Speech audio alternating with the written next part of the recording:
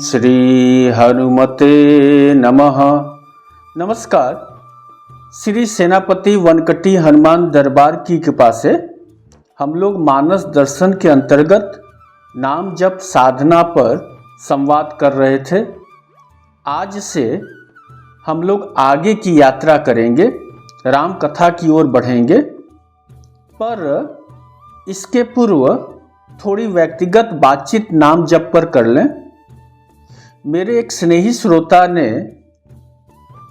एक टिप्पणी गत अंक में की थी कि, और बड़ी सामयिक टिप्पणी है इसीलिए मैं इस कथा में सम्मिलित कर रहा हूं, कि उनका कहना था कि देश मरा जा रहा है और आप जाप में लगे हैं, अभी पॉलिसी की बात करिए, मुझे जरूरत है। सच मानिए समझ में नहीं आया कि क्या कहूं। प्रत्यक्ष रूप से देखिए तो बात सही भी है। आज युद्ध की विभीषिका मंडरा रही है, विश्व असुरक्षित है, प्रतिदिन हजारों किलो टन बम गिर रहा है, और जब चारों तरफ आग लगी हो तो आप किनारे बैठकर नाम जप करें, अच्छा तो नहीं दिखता है। तो मैं भी थोड़ी देर के लिए निरुत्तर हो रहा था, पर मुझे अचानक एक लोकगीत की याद आई और उसने तत्क्षण मुझे वह उत्तर प्रदान कर दिया जिसकी मैं तलाश कर रहा था। वह लोकप्रिय लोकगीत है, लगी थी आग लंका में, बची कुटिया विभीषण की, लिखा था नाम कुटिया पर, हरे राम हरे कृष्णा। बचाया भक्त प्रहलाद को जो अग्नि से जलाया था, लिखा था नाम लकड़ी पर, हरे राम हरे कृष्णा।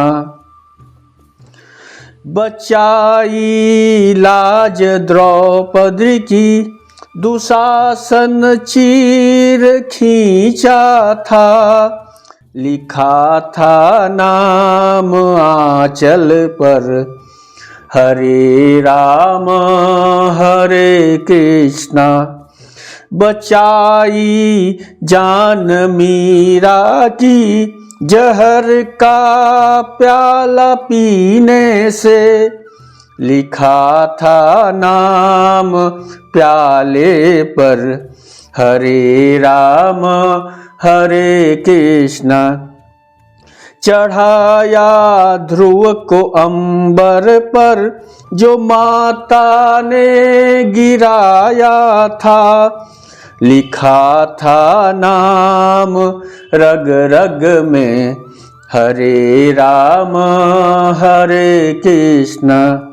लगी थी आग लंका में, बची कुटिया विभीषण की।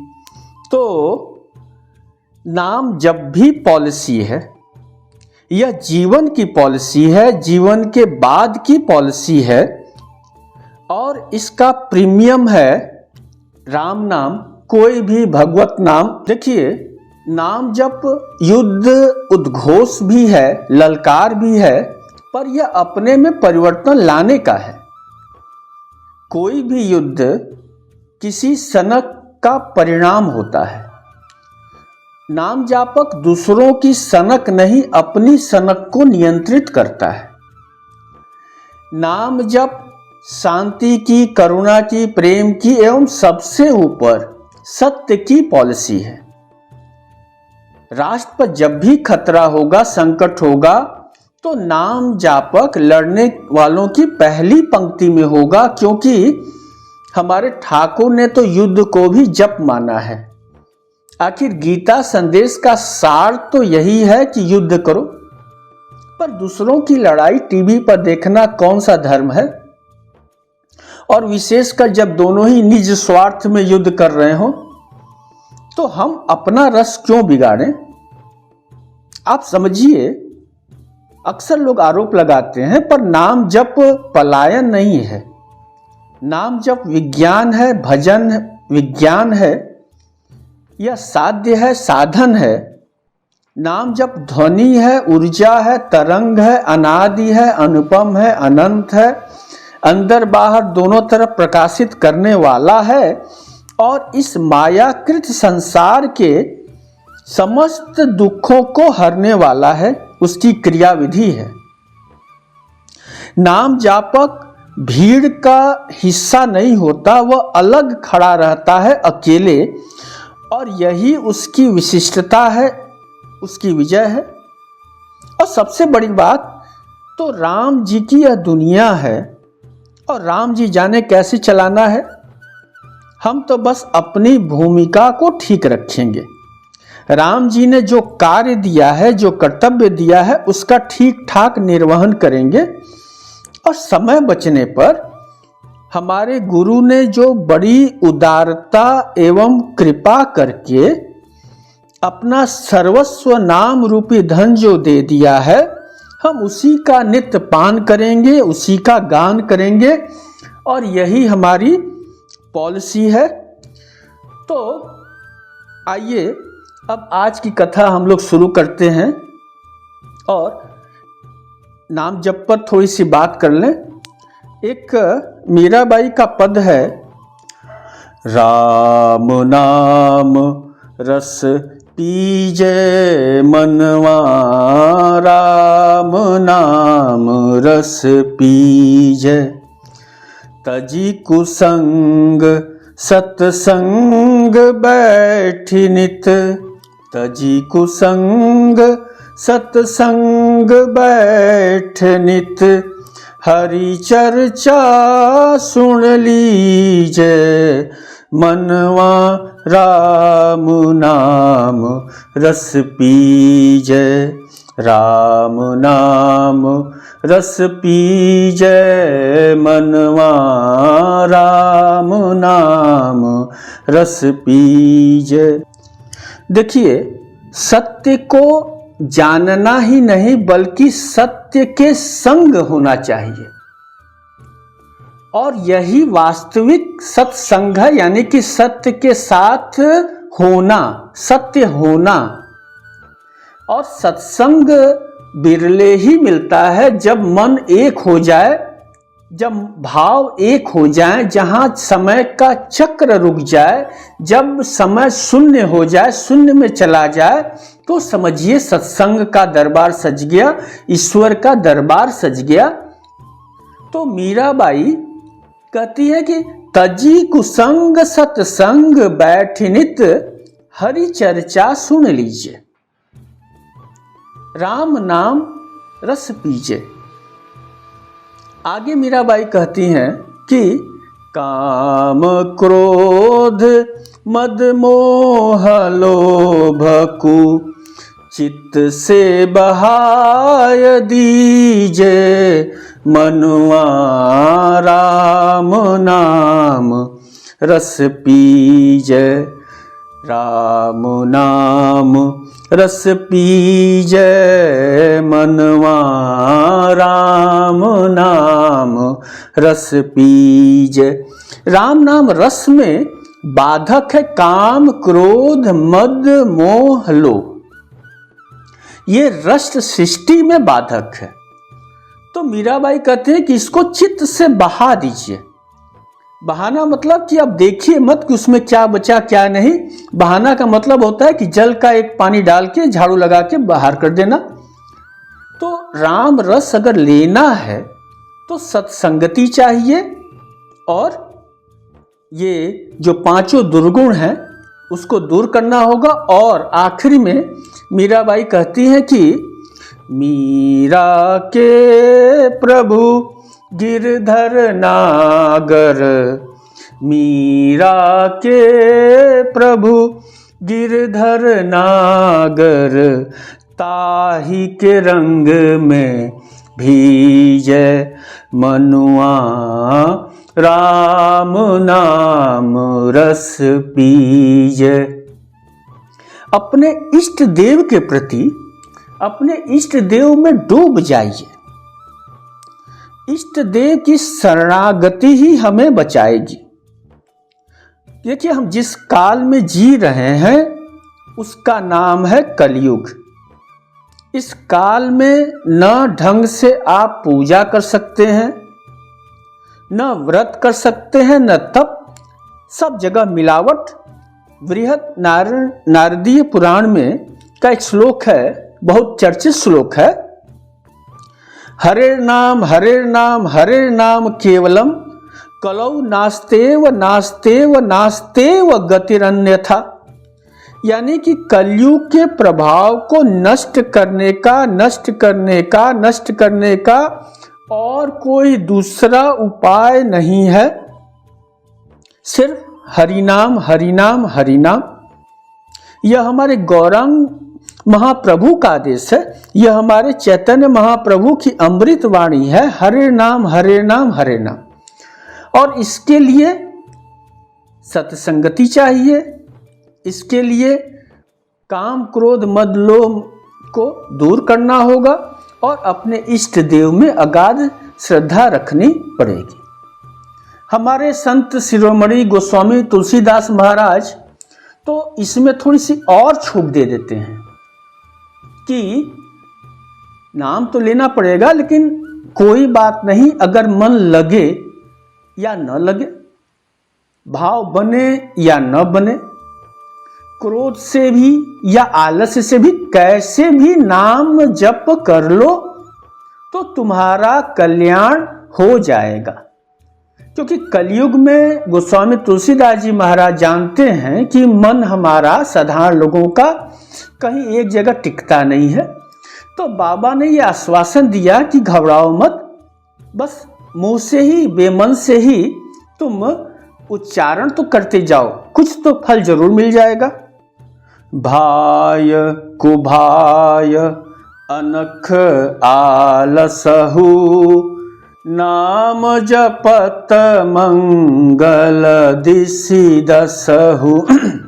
भाय कुभाय अनख आलसहु, नाम जपत मंगल दिसि दसहु।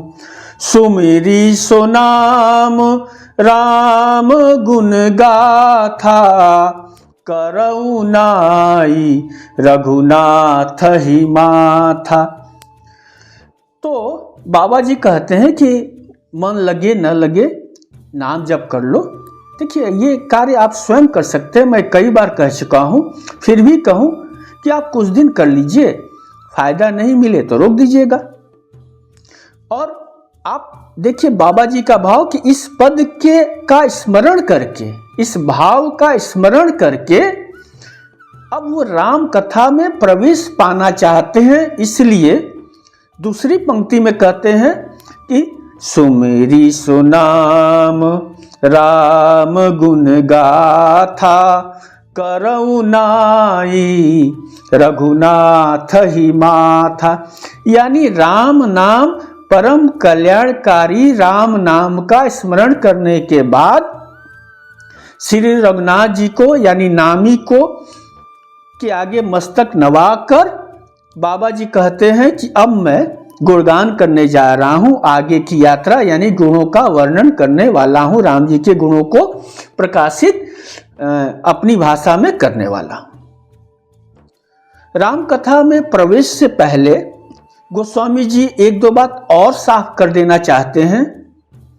वो क्या बातें हैं कि रीझत राम स्नेह निसोते, को जग मंद मलिन मति मोते। बाबा जी कहते हैं कि राम जी विशुद्ध प्रेम से रिझते हैं, प्रसन्न होते हैं। बाबा जी कहते हैं कि मुझसे ज्यादा संसार में मंद बुद्धि एवं मलिन बुद्धि कौन होगा। पर मुझे विश्वास है कि मेरे राम सिर्फ मेरा प्रेम देखेंगे, मेरी करतूत नहीं देखेंगे। देखिए, संत समाज को संकेत में निर्देश देता है, उत्साहित करता है। यह संदेश हम जैसे लोगों के लिए है जो ये सोचते हैं कि मैली चादर ओढ़ के प्रभु तेरे पास कैसे आऊं। यह ज्ञानियों की बात है, व्यर्थ की बातें हैं। आप सोचिए कि क्या हम नहाने के बाद गंगा जी नहाने जाते हैं? नहीं। तो तुम जो भी हो, जैसे भी हो, चले आओ। यह तुम्हारे वश की बात नहीं है अपनी वासनाओं पर विजय प्राप्त करना, अपने आप स्वच्छ होना। तुम बस मंद हो, मलिन हो, जो भी हो, ठाकुर की शरणाई में आ जाओ, ठाकुर तुम्हारी रक्षा करेंगे। तो बाबा जी राम कथा में प्रवेश के पहले यह स्पष्ट कर देना चाहते हैं कि आप सभी का स्वागत है। दूसरी बात बाबा जी कहते हैं कि हूँ कहावत सबू कहत, राम सहत उपहास, साहिब सीतानाथ सो सेवक तुलसीदास। देखिए, संत वाणी कितनी निर्मल होती है। बाबा जी कहते हैं कि सब लोग मुझे राम जी का सेवक कहते हैं और मैं भी बिना संकोच के यह सुनता हूं, पर यह राम जी का अपमान है। लेकिन राम जी कुछ भी नहीं बोलते, यह सब आरोप सह जाते हैं। बहुत ही रहस्य मूलक टिप्पणी है, इसको जरा ध्यान से समझिए। संत जब भी कुछ निंदा करते हैं तो स्वयं की निंदा करते हैं। मूल उद्देश्य होता है कि समाज को संकेत देना। मैंने पहले भी कहा, हम लोग इस संसार में वेशभूषा ऐसा बनाते हैं जैसे तिलक, हाथ में रक्षा, गले में माला वगैरह वगैरह, और यह जताने की कोशिश करते हैं कि हम बड़े भगत हैं, सत्यवादी हैं। ये भाव है। और जब आप टीका चंदन किए रहते हैं, माला पहने रहते हैं, तो ये भाव रहता है कि आप सत्यवादी हैं, आप दुर्गुणों से रहित हैं। पर सोचने वाली बात है कि क्या हम सचमुच वैसा होते हैं? हम जो समाज में अपना रूप दिखाते हैं, क्या वो वास्तविक होता है या हमारी कथनी करनी में अंतर होता है? तो बाबा जी सावधान कर रहे हैं कि राम कथा में प्रवेश पाने के पूर्व यह विसंगति भाई दूर कर लो। तुम जो भी हो, जैसे हो, समाज में वैसे ही दिखो, उसी रूप में प्रवेश करो, नकली रूप धर कर मत आओ। धार्मिक दिखकर अधार्मिक कार्य मत करो। भगवान ने, देखिए, भगवान को आज तक जितना भला बुरा समाज ने कहा है वो इन अधर्मी साधकों की वजह से कहा है। तो इससे भगवान का अपमान होता है। अगर साधु नहीं हो तो साधु वेश धारण करने की कोशिश मत करो। आगे बाबा जी स्पष्ट करते हैं कि मैं यह कथा क्यों और यह कौन सी कथा कहने जा रहा हूं।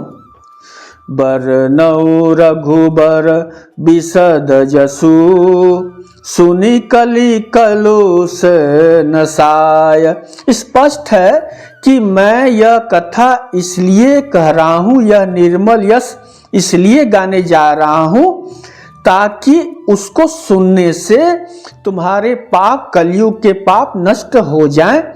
यानी कि ध्यान से सुनना होगा। फिर रामचरित्र तो लाखों हैं। बाबा जी कौन सी राम कथा कहने जा रहे हैं तो बाबा जी यहाँ स्पष्ट कर देते हैं, और ये पाठ आरंभ के पहले ही कह देते हैं कि देखो, मैं जो कथा करने जा रहा हूं, मैं जो लाखों चरित्रों में एक जो मैंने चुना है, वह कौन सा है?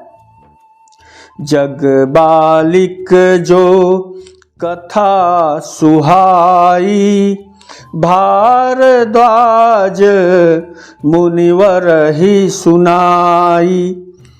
कही हूँ सोई संवाद बखानी, सुनहु सकल जन सुख मानी। मैं वही राम की कथा सुनाने जा रहा हूं जिसे याज्ञवल्क्य महाराज ने भारद्वाज ऋषि को संगम तट पर सुनाया था। हे सज्जनों, सुख का अनुभव करते हुए सुनो, यानी यह कथा सज्जनों के लिए है। देखिए, वैसे भी संत की वाणी सज्जनों के लिए ही होती है, दुर्जनों के लिए नहीं होती है। कबीर साहब तो हर एक पद में पहले ही सावधान करते हैं कि सुनो भाई साधो, यानी कि जो साधु न हो उसको सुनने की आवश्यकता नहीं है। तो संतों की वाणी सच की वाणी होती है और उसे सज्जन ही सुन सकता है, सज्जनों के लिए ही होता है। तो बाबा जी ने ये 3-4 बातें स्पष्ट कर दी कि 2 सावधानियां रखनी है। एक, तुम जैसे हो, जिस रूप में हो वैसे चले आओ और वेशभूषा नकली धारण करने की कोशिश मत करो। इस कथा को सुनने से कली का प्रभाव कम होता है, यानी कि कष्ट जो है कम होते हैं। और मैं कौन सी कथा कहने वाला हूं, तो वही कथा जो याज्ञवल्क्य महाराज ने भारद्वाज मुनि को सुनाई थी। तो आज बस इतना ही। अगले अंक में हम लोग पुनः राम कथा की ओर बढ़ेंगे, गोस्वामी जी के साथ साथ चलेंगे। आप सभी को मेरा नमस्कार।